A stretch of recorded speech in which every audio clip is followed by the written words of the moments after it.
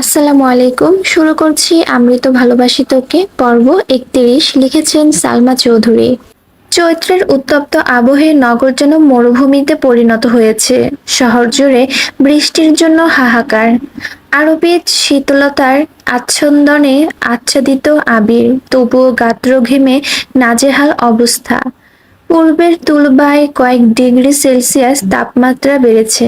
এক ফোঁটা বৃষ্টির আশায় সবাই অসহায়ের মতো আকাশের পানে চেয়ে আছে। অসহ্য গরমের জন্য আজ অফিস একটু তাড়াতাড়ি ছুটি হয়েছে। আবিরকে ফুপ্পি সকাল থেকে অনেকবার কল দিচ্ছিল। আবির সুস্থ হয়েছে শুনে বারবার যেতে বলেছিল, কিন্তু আলী আহমদ খান আবিরকে কোনো মতেই যেতে দিবেন না। অন্ততপক্ষে এই ভর দুপুরে তো নয়ই, এমনকি বিকেলেও যেতে দেননি। আবিরও বাবার মুখের উপর কিছু বলেনি। আবির বাসায় ফেরার পর থেকেই দেখছে মেঘ আর মিম মামুনিদের পেছন পেছন ঘুরঘুর করছে।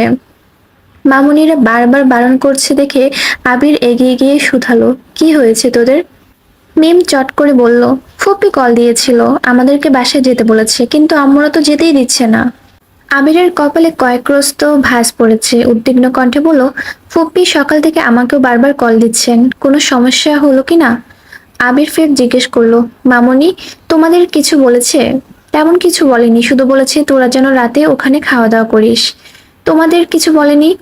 আমাদের শুক্রবারে দাওয়াত দিয়েছে, আবার বলল আসিফ আর আরিফকে পাঠিয়ে দাওয়াত দিবে, তোর আব্বুকেও কল দিয়ে বলবে বলল। আবির স্বাভাবিকভাবে বলল, আমি ভেবেছিলাম শুধু আমাকেই কল দিচ্ছে। সকালে বলছি বিকালে আসতে পারি, কিন্তু গরমের জন্য আব্বুও যেতে দেননি, জোর করে বাসায় নিয়ে এসেছে। রাতে ঝড় হতে পারে ভেবে তোর চাচিও ওদের পাঠাতে না করলো। এদিকে আপা বারবার কল দিয়েই যাচ্ছে। তানভীরও কল দিয়ে বলল ওদের পাঠাতে। তানভীর নাকি কাজ শেষ করে ফুপ্পির বাসায় যাবে। আচ্ছা, আমি ফুপ্পির সাথে কথা বলছি, শুক্রবারে সবাই গেলে আজ তাহলে কারো যাওয়ার প্রয়োজন নেই। সেই বরং ভালো, তুই কথা বলে দেখ। আবির ফোন হাতে নিয়ে চলে যাচ্ছে। মেঘ কপাল গুটিয়ে আবিরের দিকে তাকিয়ে আছে।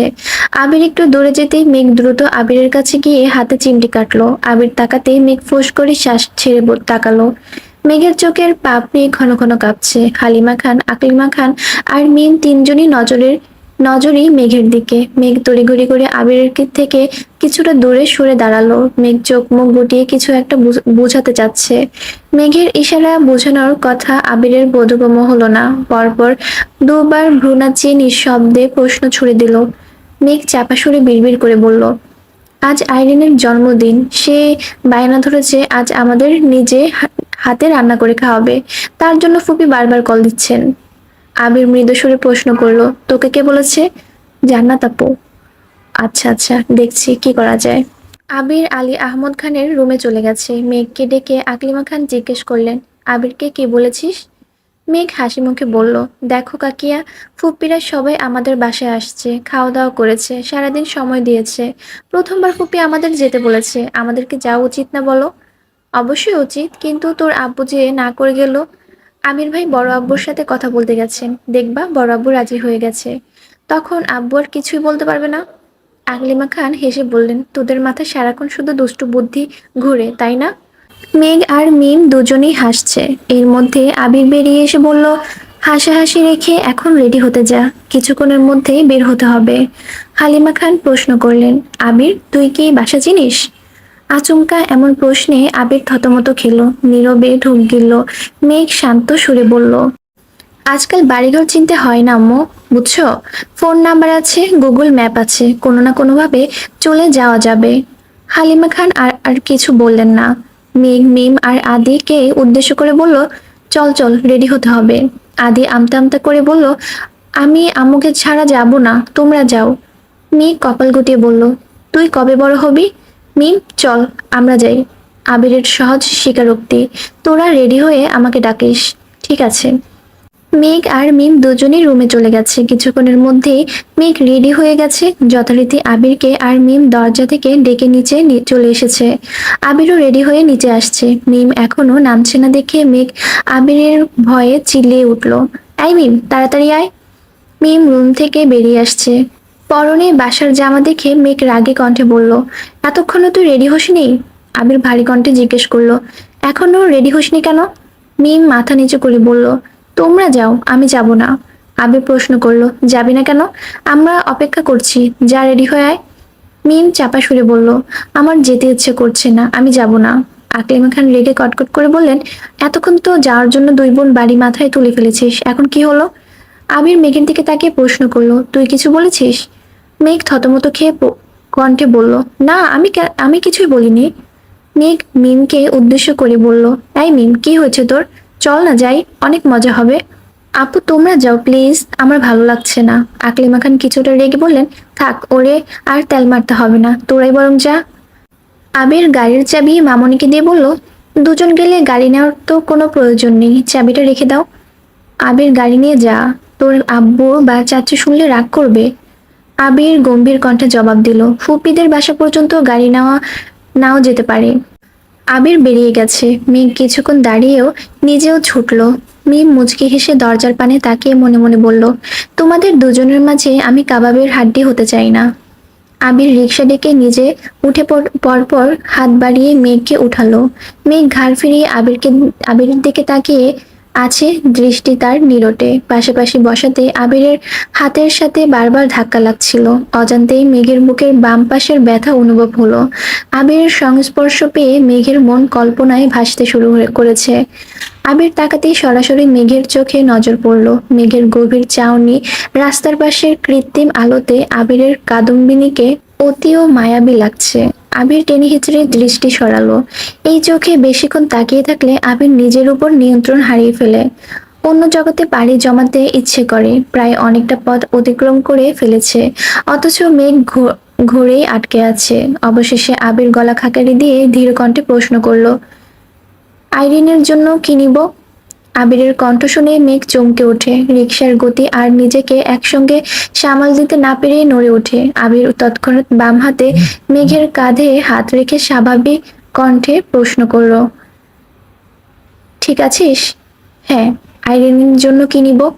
আপনার যা ইচ্ছে নিন, আমি আন্দাজে কি নিব? মেয়েদের পছন্দ অপছন্দ সম্পর্কে আমার তেমন ধারণা নেই, তার জন্যই তো তোর মতামত জানতে চাইছি। মেঘ আর চোখে আবিরের দিকে তাকিয়ে প্রশ্ন করলো, আপনি আমার মতামত জানতে চাচ্ছেন? বাব্বা, মতামত জানতে চেয়ে অন্যায় করে ফেললাম নাকি? হ্যাঁ করেছেন, অনেক বড় অন্যায় করেছেন। বাই দ্য ওয়ে, আপনি মেয়েদের পছন্দ অপছন্দ জানেন না তাহলে? আমাকে সুন্দর সুন্দর গিফট দেন কিভাবে?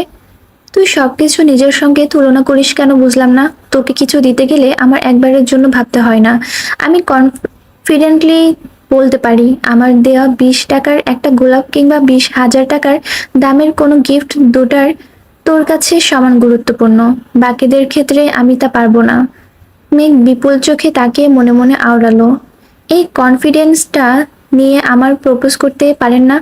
আপনি তো জানেন আমি হ্যাঁই বলবো, তাহলে কেন করেন না প্রপোজ? আবির মেঘের গাঢ় কালো পল্লবে চোখ রেখে বলল, এভাবে তাকাইস না মেঘ, তছনছ হয়ে যাব।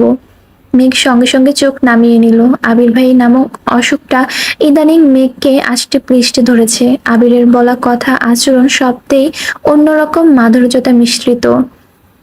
ধীরে ধীরে মেঘও বুঝতে পারছে আবির ভাই তার জীবনে বিশাল আকৃতির গাছের ন্যায় ভূমিকা পালন করেছে। গাছের শিকড় আর ঢাল পালার মতোই মেঘকে সকল প্রকার অশুভ অচল থেকে আগলে রাখছে। আইরিনের জন্য গিফট কিনে যথাসময় বাসায় উপস্থিত হয়েছে, ততক্ষণে তানভীরও চলে আসছে। আড্ডা খাওয়া দাওয়া শেষ, প্রায় অনেক রাত করে ফুপ্পির বাসা থেকে বেরিয়েছে। ততক্ষণে আকাশ ঘুটঘুটে অন্ধকার হয়ে আসছে, মাঝে মাঝে বিদ্যুৎ চমকাচ্ছে, সাথে মেঘের গর্জন। মেঘ উৎফুল্ল মেজাজে সামনে হাঁটছে। তানভীর বাসা থেকে বেরিয়ে তপ্ত সুরে বলল, ভাইয়া, অনেক রাত হয়ে গেছে, তুমি বরং বনুকে নিয়ে বাইক নিয়ে চলে যাও। বাসা থেকে অনুমতি নিয়ে প্রথমবারের মতো ওকে নিয়ে রাতের বেলা বেরিয়েছি। এত রাত তাড়াতাড়ি বাসায় চলে গেলে কিভাবে হবে? তাছাড়া আব্বু আমায় বাইক চালানোর অনুমতি দেননি। হাজার হোক আমি আব্বুর বাধ্য সন্তান, আব্বুর অনুমতি ব্যতীত বাইকে চালাতে পারবো না। দিনের অবস্থা ভালো না, কিছুক্ষণের মধ্যে বৃষ্টি নামবে, তারপর ভিজে যেতে হবে। ভিজলাম, সমস্যা কি? জ্বর হলে না হয় দুজনেই হলো। তানভীর রাগে সুরে বলল, একবার জ্বরে ভোগে শিক্ষা হয়নি তোমাদের? আবির নাক কুচকে বলল, তখন কি একসাথে ভিজেছিলাম নাকি? তাছাড়া মাঝে মাঝে বৃষ্টি বিলাস করা ভালো, এতে ভালোবাসা বাড়ে, বুঝছিস? আবির এগিয়ে যেতে যেতে বলল, তুই কিন্তু একা বাসে যাইস না। তানভীর চিবি চিবি বলল, হ্যাঁ হ্যাঁ, তোমাদের জন্য আমি এখন গাছতলায় বসে থাকি আর শুধু শুধু বৃষ্টিতে ভিজি নাকি? আবির ঘাড় ঘুরিয়ে মুচকি হেসে বলল, ভাইও তোর, বোনও তোর, তাই দায়িত্বটাও তোরই। আবির হাসতে হাসতে সামনে চলে গেছে। তানভীর না চাইতেও মৃদু হাসলো। আবিরের যখন যা ইচ্ছে হয় তাই করে, এটা তানভীরের থেকে আর কেউই ভালো জানে না। আবিরের সব পাগলামি একমাত্র সাক্ষী তানভীর। আবিরের বৃষ্টিতে ভিজতে ইচ্ছে হচ্ছে মানে এখন ভিজতেই হবে। তানভীর বাইক স্টার্ট দিয়ে ওদের পাশ কাটিয়ে যেতে যেতে আবারও বলল, তাড়াতাড়ি চলে এসো। মেঘ আশেপাশে তাকাচ্ছে আর গুটি গুটি পায়ে হাঁটছে। কিছুক্ষণ রাস্তাটা ভালোভাবে পর্যবেক্ষণ করে হঠাৎ প্রশ্ন করলো, এই রাস্তা দিয়ে গাড়ি নিয়ে ঢোকার ঢোকাই তো যেত, তাহলে আনেননি কেন গাড়ি? কেন আনেনি তার উত্তর এখন তোকে দিতে পারবো না, সময় হলে নিজেই বুঝতে পারবি। মেঘ বলার মতো কথা খুঁজে পাচ্ছে না বলে চুপচাপ হাঁটছে। আবিরও নিশ্চুপ হাঁটছে। কোলাহল শূন্য নির্জন পথ, রাস্তায় গুটি করে বাইক আপন গতিতে চলছে। ফুপ্পিদের বাসার গলি থেকে বেরিয়ে অনেকটা এগিয়ে মেঘ হঠাৎই আকুল কণ্ঠে শুধালো, আমরা বাসা যাব কিভাবে? বাসায় না গেলে হবে না? মেঘ অবিশ্বাস্য দৃষ্টিতে আবিরের দিকে চেয়ে আছে। এমনিতেই অনেক রাত হয়ে গেছে, কোথায় তাড়াতাড়ি বাসা যাওয়ার ব্যবস্থা করবে তা না, উল্টো মজা করছে। ধীরে ধীরে বৃষ্টি পড়তে শুরু করেছে। মেঘের গর্জনের শব্দ আর বৃষ্টির বড় বড় ফোঁটা দেখে মেঘ ভেতরে ভেতরে ভয় পাচ্ছে। দিনের বেলা বৃষ্টি তার খুব বেশি পছন্দ হলেও রাতের বেলা বিদ্যুৎ চমকালে মেঘের কলিজা শুকিয়ে যায়। আতঙ্কে মেঘের হাঁটার গতি কমে গেছে, বারবার আকাশের পানে তাকাচ্ছে আর আর আস্তে আস্তে হাঁটছে। আবির বেশ কিছুক্ষণ যাবৎ মেঘের হাবভাব পর্যবেক্ষণ করে শুধালো, কোনো সমস্যা? মেঘ কাঁদো কাঁদো মুখ করে বলল, আপনি গাড়িটা নিয়ে আসেননি কেন? আমার ভয় লাগতেছে, রাস্তায় একটা রিক্সাও নেই, এখন কিভাবে বাসায় যাব? আবিরের নির্লিপ্ত জবাব এলো, আমি ভেবেছিলাম তুই অনেক সাহসী মেয়ে। মেঘ ঠান্ডা কণ্ঠে বলল, আমি দিনের বেলা সাহসী কিন্তু রাতের বেলা ভীষণ ভীতু। আবির শান্ত চোখে চেয়ে মনে মনে কিছু একটা ভেবে মৃদু হাসলো। মেঘের সেদিকে মনোযোগ নেই। একবার বিদ্যুৎ চমকাচ্ছে আর মেঘের গা কেঁপে উঠছে। আবির উদাসীন কণ্ঠে শুধালো, আমি কাছে থাকা সত্ত্বেও তুই এত ভয় পাচ্ছিস, তাহলে আমি থেকে কি লাভ হলো? মেঘ নিশ্চুপ। ফুটপাত দিয়ে হাঁটছে দুজন, কারো মুখে কোনো শব্দ নেই। আবির কিছু বলতে চেয়েও বারবার ঢোক গিলে কথা গিলছে। বৃষ্টি স্নাত পথে প্রেয়সীর হাতে হাত রেখে বুকের বাম প্রকোষ্ঠ লুকায়িত কথাগুলো বলার সুপ্ত ইচ্ছে আবিরের মনে ঘুরপাক খাচ্ছে। কিন্তু অদ্ভুত এক দেয়াল বারবার আটকে দিচ্ছে আবিরকে। পরিবার নামক বেড়াজালে আবির আবদ্ধ হয়ে আছে। মেঘ আবিরকে ভালোবাসে, অনেক বেশি ভালোবাসে, কিন্তু আবিরকে পাওয়ার জন্য আদৌ কি মেঘ পরিবারের সামনে দাঁড়াতে পারবে? যেখানে আবির নিজেই বাড়ির সবার মুখোমুখি হওয়ার জন্য নিজেকে যোগ্য ভাবতে পারছে না, সেখানে মেঘ তো কিছুই না। ক্ষণে ক্ষণে বৃষ্টি বাড়ছে, সেই সাথে বিদ্যুৎ চমকানোর মাত্রাও বেড়েছে। দুজনেই কাকভেজা হয়ে গেছে। আবিরের পরনে নেভি ব্লু রঙের শার্টটা ভিজে গায়ের সঙ্গে একেবারে লেপ্টে গেছে। ফোন আর ওয়ালেটটা ফুপ্পির বাসা থেকেই পলিথিনে পেঁচিয়ে নিয়ে আসছিল। মেঘ আজ থ্রি পিস পরেছিল, চুলে খোপা করে মাথায় ওড়না দিয়েছিল, কিন্তু বৃষ্টির ভিজে নাজেহাল অবস্থা হয়ে গেছে। সরু রাস্তা বড় বড় কদম ফেলায় আবির মেঘের হাত থেকে কিছুটা এগিয়ে গেছে। প্রবল বৃষ্টিতে মেঘ হাঁটতেই পারছে না। আবির সামনে থেকে মেঘের দিকে তাকালে মেঘ তেজপূর্ণ কণ্ঠে বলল, আপনি আমায় ফেলে চলে যাচ্ছেন কেন? দেখছেন না আমি ভয় পাচ্ছি যে? আবিরের পদযুগল থমকে গেছে। এক পলক সামনে তাকালো, পুনরায় আর চোখে চেয়ে গুরুগম্ভীর কণ্ঠে বলল, কোলে নিতে হবে? মেঘ শশব্যস্ত হয়ে আবিরের দিকে তাকালো। সহসা মনে পড়ে গেছে আবিরের সঙ্গে কোনো এক বিকেলে বৃষ্টিতে ভেজার ঘটনা। সেদিন হোঁচট খাওয়ার পরপরই আবিরের কোলে তোলার ঘটনা মনে পড়তেই মেঘ থমথমে হয়ে গেল। বলল, না না, আপনি শুধু আমার কাছাকাছি থাকুন। আবির নিজের হাত বাড়ালো। মেঘ এক হাতে আবিরের হাতটা ধরার চেষ্টা করলো, কিন্তু মেঘের ছোট্ট হাত আবিরের মোটা হাতকে ঠিকমতো ধরতে না পেরে সহসা দু হাতে আবিরের বাহু চেপে ধরেছে। আবির চাপা সুরে বলল, মুরগির কলিজা নিয়ে রাতে ঘুমাস কিভাবে তুই? মেঘ ঠোঁট উল্টে আবিরের দিকে তাকাতেই আবারও বিদ্যুৎ চমকালো। মেঘ ভয়ে দু হাতে আবিরের বাহু আরো শক্ত করে ধরেছে। আবিরের নিজের অন্য হাত মেঘের হাতের উপর রেখে কোমল কণ্ঠে বলল, ভয় পাইস না, আমি আছি তো। আবিরের স্পর্শ, সেই সঙ্গে মোলায়েম কণ্ঠে বলা ছোট্ট একটা কথাতেই মেঘের মন থেকে ভয় ডর সব একেবারে চলে গেছে। দীর্ঘ নিঃশ্বাস ছেড়ে আকাশের পানে চেয়ে মুচকি হেসে বলল, আমার আবির ভাই আমার পাশে থাকলে আর কিচ্ছু চাই না। যদি আজ আমার মৃত্যু হয় তবে যেন আবির ভাইয়ের বুকে মাথা রেখে মরতে পারি। আস্তে আস্তে মেঘের ভয় অনেকটাই কেটে গেছে। আবিরের হাঁটার সাথে তাল মিলিয়ে মেঘও নিজের মতো হাঁটছে, তবে আবিরের হাত একেবারের জন্য ছাড়ছে না। মেঘ আর আবির ফুপ্পিদের বিষয় টুকিটাকি কথা বলেছে। এত বছর আবিরকে নিয়ে তেমন মাথা না ঘামালেও এখন আবিরের ব্যাপারে মেঘের খুব চিন্তা। মেঘ আচমকা প্রশ্ন করে বসলো, আবির ভাই, আপনি কি এখনো সিগারেট খান? আবির ভ্রু গুটিয়ে বলল, না, কেন? সত্যি করে বলুন, আপনি কবে থেকে সিগারেট খাওয়া শুরু করেছিলেন আর কবে থেকে শেষ করেছেন, নাকি এখনো খান? রোমান্টিক আবহাওয়ার মেঘের এমন প্রশ্ন আবিরের কাটা গায়ে নুনের ছিটার মতো লাগছে। আবির কড়া গলায় বলল, এখন এসব প্রশ্ন করার সময়? মেঘ গাল ফুলিয়ে চোখ নামিয়ে ধীর কণ্ঠে বলল, তার মানে আপনি এখনো সিগারেট খান? আবির বিরক্ত হয়ে মেঘের দিকে তাকালো, পরপর এদিক সেদিক তাকিয়ে গম্ভীর কণ্ঠে বলল, আমি মিথ্যে কথা বলি না মেঘ, তারপরও যদি তোর আমাকে বিশ্বাস করতে কষ্ট হয় তাহলে আমার কিছুই বলার নেই। মেঘ হতবাক হয়ে গেছে। আবিরকে ইদানিং কিছু বললেই ছ্যাদ করে ওঠে, বিশেষ করে বিশ্বাস নিয়ে কথা বললেও তো উপায় নেই। মেঘ মনোযোগ দিয়ে কতক্ষণ আবিরকে দেখে প্রশ্ন করলো, কি হয়েছে আপনার, এভাবে কথা বলছেন কেন? আবির জোর গলায় বলা শুরু করলো, আমি কখনো কারো বিশ্বাস ভঙ্গ করিনি, তোর তো নয়। সিগারেট আমার নেশা না। যখন কোনো বিষয় খুব বেশি রেগে থাকি, দিশা দিশা বিশা না পেয়ে তখন একটু আধটু সিগারেট খেতাম, এতটুকুই। তারপরও এত বছর হাতে গোনা কয়েকটা সিগারেটই খেয়েছি, এসব এখন অতীত। সিগারেট ছেড়েছি বহুদিন হলো, ছুঁইও না পর্যন্ত। সেদিনের পর তুই কোনোদিন আমার হাতে সিগারেট দেখেছিস? রুমে পেয়েছিস নাকি আমার গায়ে সিগারেটের গন্ধ পেয়েছিস? তবুও কেন এত অবিশ্বাস? তোর সন্দেহের তালিকায় কেন সবসময় আমার নামটাই থাকে? এখনো এই মানুষটাকে একেবারে বিশ্বাস করা যায় না? আবির একরাশ হতাশা নিয়ে কথাগুলো বলেছে। শেষ প্রশ্নগুলো বলার সময় আবিরের গলা কাঁপছিল। অজানা এক ক্রোধে আবির আবার দগে দগে সুরে বলল, তানবীরকে কল দিয়ে তোকে নিয়ে যেতে বলি।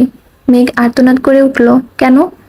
আর যাই হোক, আবির কখনো কাউকে জোর করবে না, অন্ততপক্ষে তাকে বিশ্বাস করতে তো নয়ই। আমার সত্যি গাড়িটা নিয়ে আসা উচিত ছিল। মেঘ মায়াবী দৃষ্টিতে চেয়ে শীতল কণ্ঠে বলল, আপনি এভাবে কথা বলছেন কেন? আমি আপনাকে বিশ্বাস করি, অনেক বেশি বিশ্বাস করি, সত্যি বলছি। ভাইয়াকে কল দিবেন না প্লিজ, আমি আপনার সাথেই যাব। আবির উদাসীন কণ্ঠে বলল, যেখানে তুই আমাকে বিশ্বাস করতে পারিস না, সেখানে তোর বাবা মায়ের চোখে তো আমি মস্ত বড় অপরাধী হয়ে যাব। তোর জ্বর হলে কেউ আমায় ছেড়ে কথা বলবে না। আবির দু পা এগিয়ে, মেঘ এক হাতে আবিরের আঙ্গুল ধরার চেষ্টা করে, কিন্তু আবির আঙ্গুল ছাড়িয়ে এগিয়ে যেতেই মেঘ তার তড়িঘড়ি করে আবিরের সামনে গিয়ে সরাসরি আবিরের শার্ট আঁকড়ে ধরে সাফাই দেওয়ার মতো করে আকুল কণ্ঠে বলে উঠল, আমি আর কোনোদিন আপনাকে এমন কথা বলবো না, আপনাকে কখনো অবিশ্বাস করব না। আপনি যা বলবেন, যে অবস্থাতেই বলবেন, আমি সাথে সাথে বিশ্বাস করে ফেলবো। প্লিজ আপনি রাগ করবেন না, প্লিজ, আমি কানে ধরছি। এতক্ষণ আবির শক্ত থাকলেও মেঘের শেষ বাক্যে আবির তৎক্ষণাৎ মেঘের হাত চেপে ধরলো। মেঘের হাত তখনও আবিরের বুকেই ছিল, সবেমাত্র কানে ধরার জন্য হাত তুলতে যাচ্ছিল, তার আগে আবির আটকে দিয়েছে। আবিরের রাগ মুহূর্তেই দমে গেল। ভারী কণ্ঠে বলল, অতি সামান্য কারণে আবির কাউকে এত বড় শাস্তি দিবে না। মেঘ ফের বলে উঠল, আপনি রাগ করলে আমার খুব ভয় হয়। আবির চিন্তিত মনে শুধালো, কিসের ভয়? মেঘ বিড়বিড় করে বলল, আপনাকে হারানোর ভয়। ঝুম বৃষ্টিতে মেঘের বিড়বিড় করে বলা কথাটা আবির ঠিকমতো বুঝতে পারেনি। শিওর হতে আবির পুনরায় বলল, কি বললি? মেঘ কিছু না বলে আবিরের উপর মাথা ঠেকালো। অনেকক্ষণ যাবৎ বৃষ্টিতে ভেজার কারণে মেঘের শরীর ঠান্ডা হয়ে যাচ্ছে। অকস্মাৎ ভয়ে আবিরের বুক কাঁপছে। মেঘের শরীর যদি খারাপ হয় আবির তড়িঘড়ি করে বলল, শরীর কি খারাপ লাগছে? মেঘ সহসা আবিরের থেকে দূরে সরে দাঁড়ালো। প্রিয় মানুষের সাহচর্য পেলে মানুষ সব ভুলে যায়। মেঘের ক্ষেত্রেও তাই হয়েছে। ঘোরের মধ্যে কখনো যে আবিরের বুকে মাথা রেখেছে সেটা খেয়ালই করেনি। আবির ডাকতে মেঘের ঘোর কেটে গেছে। লজ্জায় মাথা নিচু করে সামনে এগিয়ে যাচ্ছে। আবির পিছু পিছু ডাকছে, কিন্তু মেঘ তাকাতেই পারছে না। আবির এগিয়ে গিয়ে মেঘের মাথায় কিছুটা উপরে দু হাত রাখলো, যেন সরাসরি বৃষ্টির পানি মেঘের মাথায় না পড়ে। মেঘ চোখ তুলে তাকিয়ে দেখলো একবার, পুনরায় লজ্জায় চোখ নামিয়ে নিল। আবির ভাই মানুষটা কেমন জানে, এই রাগ করেন, এই আবার ভালোবাসার চাদরে মুড়িয়ে নেন। ওনার মন বোঝার সাধ্যে পৃথিবীর কারোর নেই। কিছুটা এগোতেই মেঘ চা খাওয়ার জন্য বায়না ধরেছে, অথচ আবির খুঁজছে মেডিকেল শপ। নিজের ইচ্ছেকে প্রাধান্য দিতে গিয়ে অসময়ে মেঘকে নিয়ে বৃষ্টিতে ভিজে এখন নিজেই টেনশন করছে। মেঘের সেদিকে খেয়াল নেই। সে নিজের মতো ঘুরছে আর চায়ের দোকান খুঁজছে। জীবনের প্রথমবার গভীর রাতে বৃষ্টিতে ভিজছে। মেঘের মন এমনিতেই খুব উতলা হয়ে আছে, তার উপর সাথে আবির ভাই। বাসার সব চিন্তা ভুলে বৃষ্টি উপভোগ করছে আর আবিরের সঙ্গে খুনসুটিতে মেতে আছে। অবশেষে একটা চায়ের দোকানে মেঘকে বসিয়ে আবির পকেট থেকে ফোন আর ওয়ালেট বের করেছে। উপরের টিনের চালে টুকটাক বৃষ্টির ফোঁটা পড়ছে। মেঘ আপন মনে বসা থেকে সেই চালের দিকে চেয়ে আছে। টিনের চালের মাতাল করা শব্দে মেঘের ভাবনার ছন্নছাড়া হয়ে যাচ্ছে। মেঘ আবিরের দিকে তাকাতে আবির বলে উঠল, বৃষ্টির শব্দটা ভালো লাগছে? হ্যাঁ, আগে বর্ষাকালে নানা বাড়ি গেলে এই শব্দটা শুনতাম, অনেক ভালো লাগতো। কত বছর পর আবার শুনছি। আবির প্রশ্ন করলো, লাল চা খাবি নাকি দুধ চা? লাল চা খাবো। ঠিক আছে ম্যাম। আবির চলে গেল। হঠাৎই মেঘের কানে আবিরের কণ্ঠ ভেসে উঠল, মামা আপনি বসুন, চা আমি বানাচ্ছি। মেঘ আঁতকে উঠে পিছনে ঘুরলো। সত্যি সত্যি আবির চা বানাচ্ছে। মেঘ তৎক্ষণাৎ বসা থেকে উঠে দাঁড়ালো। ভেতরে থাকা হৃৎপিণ্ড ছুটছে দিক বিদিক। ঠোঁটে ফুটে উঠছে প্রশান্তির হাসি। অকস্মাৎ মনে দুশ্চিন্তারাও ভর করছে। নিজের অজান্তেই বলে উঠল, এত সুখ আমার কপালে সইবে তো? সঙ্গে সঙ্গে মেঘ নিজের মাথায় গাঁটটা মেরে বলল, কি সব বাজে কথা ভাবছিস? আবির দু কাপ চা নিয়ে এগিয়ে আসলো। আদা লেবু দিয়ে 2 কাপ চা বানিয়ে নিয়ে এসেছে। আবিরকে দেখে মেঘ পুনরায় চেয়ারে বসলো। মেঘকে 1 কাপ চা দিয়ে আবির পাশের চেয়ারে বসে চায়ে চুমুক দিল। মেঘ এক চুমুক চা খেয়ে মেঘ মুগ্ধ হয়ে আবিরের পানে চেয়ে জিজ্ঞেস করলো, আপনি আর ঠিক কি কি পারেন একটু বলবেন? আবির নির্বিকার ভঙ্গিতে বলল, বলতে পারবো না, তবে প্র্যাকটিক্যালি সব পারবো। বাহ, বড় আব্বু আর বড় আম্মুর একমাত্র ভদ্র ছেলে। আপনি ছেলে হয়ে যা পারেন আমি মেয়ে হয়েও তা পারি না। আবির উদ্গ্রীব হয়ে বলল, আমি কখনই ভদ্র ছেলে ছিলাম না, আমি 1 নম্বরের অসভ্য আর অভদ্র একটা ছেলে। তাছাড়া তোকে কাজ শিখতে বলেছে কেউ? তোর যখন যা লাগবে শুধু অর্ডার করবি। মেঘ প্রশ্ন করলো, আপনি অভদ্র এটা কে বলেছে? তোর আব্বু। মেঘ হেসে বলল, আব্বুর চোখে দুনিয়ার সব ছেলেরাই অভদ্র। দেখবেন 2 দিন পর থেকে আদিকেও এভাবেই কথা শোনাবে। আবিরও মলিন হাসলো। নিষ্ঠুর এই পৃথিবীতে সবার প্রিয় হয়ে ওঠার কারো পক্ষে সম্ভব না। তবে আবিরের প্রচেষ্টা শুধুমাত্র নিজেকে প্রমাণ করা। আবির অভদ্র নয়, তবে অসভ্য তো বটেই। মেঘকে কাছে পেলে আরো বেশি অসভ্য হয়ে যায়। এজন্য মেঘের দিকে ঠিকমতো তাকাচ্ছেই না। আবির ফোন চেক করতে দেখলো মোট 17টা কল আসছে। বাসা থেকে 8টা কল আসছে। তানভীরও 4-5 বার কল দিয়েছে। ফুপ্পি রাকিব কয়েকবার কল দিয়েছে। এখন ফোন দিলেই যে যার মতো কথা শোনাবে, তারপর আবার মন খারাপ হবে সে ভেবে কাউকে কল ব্যাক করছে না। রাস্তায় একটা মেডিকেল শপ থেকে মেয়েকে ওষুধ কিনে খাইয়েছে, যাতে জ্বর না আসে। আবির আশেপাশে রিক্সা খুঁজছে। বাসার মানুষের থেকেও বেশি টেনশন হচ্ছে মেঘকে নিয়ে, কারণ মেঘকে সামাল দেওয়ার মতো মানসিক অবস্থা আবিরের নেই। বৃষ্টির পানিতে চিকচিক করা মেঘের 2 গাল গোলাপের ভেজা পাপড়ির মতো লাল টকটকে 2 ঠোঁটের তাকানো মাত্রই আবিরের বুকে কম্পন অনুভব করে। সঙ্গে সঙ্গে চোখ সরিয়ে নেয়, কিন্তু মেঘ নিজের মতো করেই কথা বলছে। হুটহাট আজগুবি প্রশ্ন করতে শুরু করে, যে প্রশ্নের উত্তর দেওয়ার মতো পরিস্থিতি আবিরের নেই। তাই মেঘকে নিয়ে তাড়াতাড়ি বাসায় ফিরতে চাচ্ছে। একটা ফুলের দোকান দেখে মেঘ বলে উঠল, আবির ভাই, আমাকে একটা গোলাপ ফুল কিনে দিবেন? না। কেন? গোলাপ ব্যতীত অন্য কোনো ফুল নেই। লাল গোলাপ গুলো খুব সুন্দর লাগছে, একটা নেই? বললাম তো না। মেঘ মন খারাপ করে দুটো বেলি ফুলের মালা নিয়েছে। আবির টাকা দিয়ে বেরিয়ে এসে বলল, দে পরিয়ে দি। প্রয়োজন নেই। কেন? কারণ এগুলো মিমের জন্য নিয়েছি। ওয়েট, আরো কয়েকটা নিয়ে আসি। লাগবে না, আমার জন্য আনলে লাল গোলাপই নিয়ে আসুন। আবির গম্ভীর কণ্ঠে বলল, চল সামনে যাই, সামনে হয়তো রিক্সা পাবো। মেঘ উষ্ণ সুরে বলল, তবুও গোলাপ দিবেন না? না।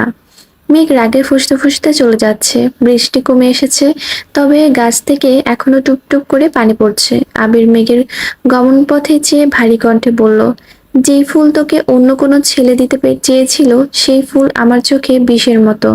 আবির সেই বিষ ছুবে না। এদিকে তানভীর বাসের কাছে গাছের নিচে বাইকে বসে আছে আর ওদের জন্য অপেক্ষা করছে। বৃষ্টি কমাতে আবিরকে কয়েকবার কল পর্যন্ত দিয়েছে, কিন্তু আবির ফোনই ধরছে না। হঠাৎ বন্যার কথা ভেবে কল দিল বন্যার নাম্বারে। অনেকদিন পর বন্যার ফোনে কল ঢুকেছে। প্রথমবার রিসিভ হলো না, দ্বিতীয়বার রিসিভ করার সঙ্গে সঙ্গে বন্যা প্রশ্ন করলো, হ্যালো, কে? তানভীর কপাল গুটিয়ে বলল, বাহ, এত অপরিচিত হয়ে গেলাম। বন্যা তৎক্ষণাৎ বলে উঠল, আসসালামু আলাইকুম। ওয়ালাইকুম আসসালাম। সরি তানভীর ভাই, নতুন ফোন তাই নাম্বারটা সেভ ছিল না। ও আচ্ছা। ফোন কবে কিনলা? আজকেই কিনেছি। আপনি কি বাহিরে? হ্যাঁ, কেন? বৃষ্টি বাতাস এসবের শব্দ হচ্ছে মনে হয়। ও আচ্ছা, গাছতলায় বসে আছি তাই এমন শব্দ হচ্ছে। গাছতলায় কেন? এমনিতেই একটু কাজ ছিল। রাতে খেয়েছো? জি। আপনি? হ্যাঁ, ফুপ্পিদের বাসায় খেয়ে আসলাম। ফুপ্পিরা কেমন আছেন? আলহামদুলিল্লাহ ভালো। আচ্ছা, ভালো থাকুন, রাখি এখন। কেন? ঘুমাবো। আচ্ছা ঠিক আছে, ঘুমাও। তানভীরের কথা শেষ হওয়ার মাত্রই আবির আর মেঘ আসছে। যথারীতি তিনজনই কাকভেজা হয়ে বাসায় ফিরেছে।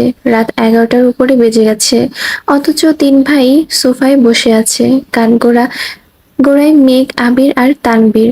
মেঘ হাঁচি দিতেই আবির মাথা নিচু করে কপাল গুটিয়ে চোখ বন্ধ করে দাঁতে দাঁত চেপে ধরেছে। আজ একটা ঘূর্ণিঝড় হতে চলেছে, যার সূচনা মেঘের একটা হাঁচি করে দিল। আবির মাথা নিচু করে মেঘকে আস্তে করে বলল, রুমে যা। মেঘ কোনো দিকে না তাকিয়ে ভেজা জামা নিয়ে নিজের রুমের দিকে ছুটছে। ড্রয়িং রুম, সিঁড়ি সব ভিজে গেছে। আলী আহমদ খান মেঘের দিকে একবার তাকিয়ে পুনরায় আবিরের দেখলো, গম্ভীর কণ্ঠে প্রশ্ন করলো, তোমাদের এই অবস্থা কেন? আবির সাফাই দেওয়ার সুরে বলল, আপনি বলেছেন বাইক যেন না চালাই, আর রাস্তায় রিক্সা পাইনি। গাড়ি নাওনি কেন? ফুপ্পিদের বাসা পর্যন্ত গাড়ি ঢুকবে কিনা শিওর ছিলাম না। বাসা পর্যন্ত না যাক, রাস্তা পর্যন্ত তো যেত। রাস্তা রাখবো, তারপর কোনো অ্যাক্সিডেন্ট হলেই আপনি বলবেন চুরি হয়ে গিয়েছে কিনা, গাড়ির দায় কে নিবে? আমি? আলী আহমদ খান ভারী কণ্ঠে বললেন, তুমি না নিলে তোমার বাপই না হয়ে দায় নিত। যত যাই হোক, গাড়িটা তো তোমার বাপেরই। আবির মৃদু হেসে বলল, আমার জন্য কাউকে কোনো দায় নিতে হবে না, আর আমিও অযথা কোনো দায় নিতে চাই না। মোজাম্মেল খান এবার চেঁচিয়ে উঠল, তোমাদের ঘাড়তারামের জন্য আমার মেয়েটাকে কেন ভিজিয়েছো? ওর কিছু হলে? আবির রাশ ভারী কণ্ঠে বলল, আপনার মেয়ের কিছু না হলেই তো হলো। এত রাতে এখানে কথা বাড়ালে ঝামেলা হবে ভেবে মোজাম্মেল খান হুংকার দিয়ে সোফা ছেড়ে উঠে গেলেন। ইকবাল খানও নিজের রুমে চলে গেছেন। আলী আহমদ খান কাজের মহিলাকে ডেকে ফ্লোর মোছার কথা বলে নিজেও ভেতরে চলে গেছেন। আবির ভেতরে ভেতরে ফুঁসছে। রুমে গিয়ে রাগে বিছানার উপর ফোন ছুঁড়ে ফেলে সোজা ওয়াশরুমে চলে গেছে। আবিরের রাগের একমাত্র কারণ সে নিজেই। আবির শাওয়ার নিয়ে আবার রান্নাঘরে এসে মেঘের জন্য স্যুপ আর কফি করে নিয়ে এসেছে। মেঘকে ডেকে মেঘ দরজা খুলে স্বাভাবিক কণ্ঠে বলল, ভিতরে আসুন। আবির গুরুতর কণ্ঠে বলল, না থাক, কখন আবার চেঁচিয়ে তোর আব্বুকে ডাকবি? মেঘ আহাম্মকের মতো তাকিয়ে থেকে খাবারগুলো নিল।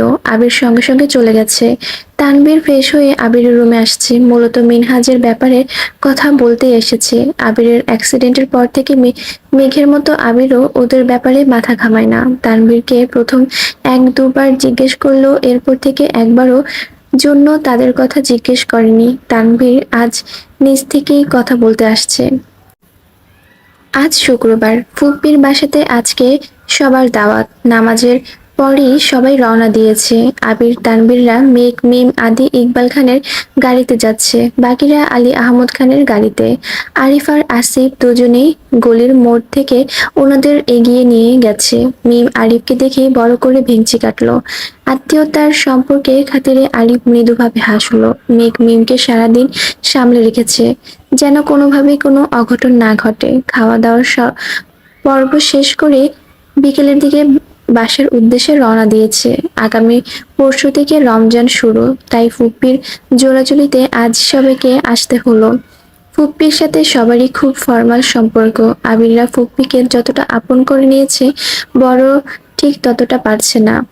মাঝরাতেই হঠাৎ করে আবিরের ফোনে কল বাজছে। আবির ঘুমের ঘরে প্রথমে কেটে দিয়েছে, খানিকক্ষণ বাদে আবারও ফোনে কল বাজছে। আবির কল রিসিভ করে অর্ধ ঘুমন্ত অবস্থায় জিজ্ঞেস করলো, কে? পেতনি। আবির ঘুমের ঘরেই মুচকে হাসলো, ঠোঁটের কোণে হাসি রেখে বিমোহিত কণ্ঠে জানালো, আবির কি কোনো অন্যায় করেছে? তা না হলে মাঝরাতে পরীর বদলে পেতনি কেন কল দিবে আমায়? হ্যাঁ, আপনি মস্ত বড় অপরাধ করেছেন। আবিরের চোখ বন্ধ, এখনো ঘুমের রেশ লেগেই আছে চোখে মুখে। আধ ঘুমে থেকে আবির পুনরায় প্রশ্ন করলো, সর্বনাশ, অপরাধটা কি বলা যাবে? মেঘ নিচু করে কণ্ঠে বলল, আপনি আমার প্রথম কলটা ধরলেন না কেন? আবির চোখ মেলে ফোনের দিকে তাকালো, তড়িঘড়ি করে কল লিস্ট চেক করলো। ঘুমের ঘরে কল কাটার ঘটনা মনে পড়তেই মাথা চুলকে ঠান্ডা কণ্ঠে বলল, উপস, সরি। ঘুমের মধ্যে কিভাবে বুঝবো যে আপনি কল দিয়েছেন? সরি। সদ্য ঘুম থেকে ওঠা আবিরের ভাঙা ভাঙা কণ্ঠ শুনে মেঘের হৃদস্পন্দন বেড়ে গেছে। মনে হচ্ছে কি যেন হৃদয়ের ছুরির ন্যায় তোলপাড় চালাচ্ছে, সবকিছু যেন মুহূর্তেই তছনছ করে দিবে। মেঘ ঘুমের বাম প্রকোষ্ঠ হাত রেখে নিজেকে সংযত করে ধীরস্থির কণ্ঠে প্রশ্ন করে, সেহরি খাবেন না? উঠুন। আবির নিরস গলায় বলল, না খেয়ে কত রমজান কাটিয়েছি, এখন না খেয়ে রোজা রাখার অভ্যাস হয়ে গেছে। মেঘ শক্ত কণ্ঠে বলল, না খেয়ে থাকতেন কেন? তখন তো আর কেউ কল দিয়ে জাগিয়ে দিত না আমায়। মেঘ চাপা সুরে বলে উঠল, এখন যেহেতু জাগিয়ে দিচ্ছি, তার মানে বুঝতে হবে অভ্যাস পরিবর্তন করার সময় হয়ে গেছে।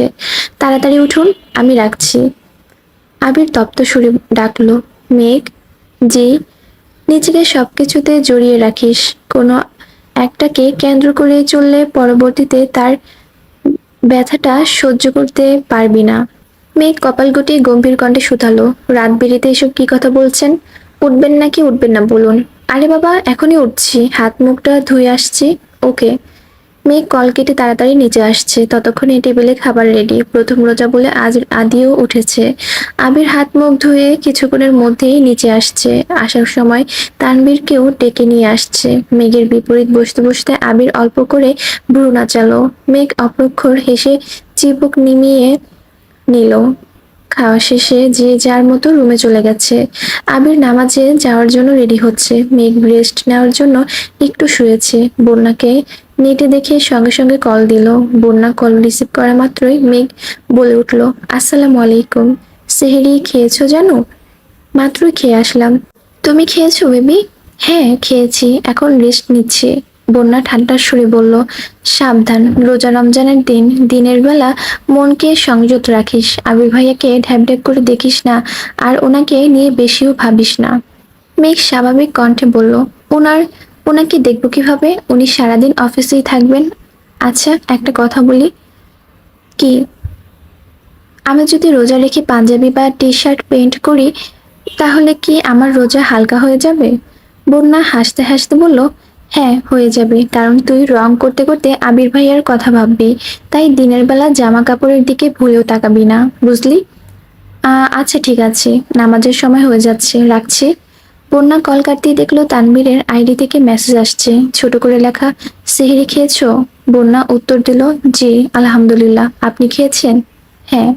কোনো পাশ থেকে আর কোনো মেসেজ আসলো না। তানভীর দু একবার কিছু লিখেও বারবার মুছে দিয়েছে। কিছু একটা বললে সেই মেসেজ মেঘকে দেখালে বোনের নজরে তানভীর ছোট হয়ে যাবে, সেসব ভেবে তানভীর কিছু লিখতে পারছে না। প্রায় 5 মিনিট পর বন্যার আইডি থেকে মেসেজ আসলো, গুড নাইট। তানভীর মলিন হেসে লিখল, good night and take care. সকালে মেঘের ঘুম ভাঙার আগে আবির অফিসে চলে গেছে। বাড়ি সম্পূর্ণ নীরব। মেঘ একে একে সবার রুমে চক্কর দিয়ে আসছে। মিম আর আদি টিউশনে গেছে। তানভীর, আবির, আলী, আহমদ খান কেউ বাসায় নেই। বাড়ির 3 কর্ত্রী নিজেদের রুমে কুরআন শরীফ পড়ছেন। মেঘ ঘুরে ফিরে নিজের রুমে এসে শাওয়ার নিয়ে অজু করে সেও কুরআন শরীফ পড়তে বসেছে। ইফতারের আগ মুহূর্তে আবিররা বাসায় ফিরেছে। প্রথম রোজা, তাই মালিয়া খান বারবার সবাইকে বলে দিয়েছিলেন যেন ইফতারের আগে চলে আসে। মেঘ শরবত বানাচ্ছে, মিম মেঘকে সাহায্য করছে, আর আদি দুপুর থেকে সোফায় পড়ে আছে। 10 মিনিট পর পর জিজ্ঞেস করে, মেঘাপু আর কতক্ষণ? আপু আর কতক্ষণ পরে আজান দিবে?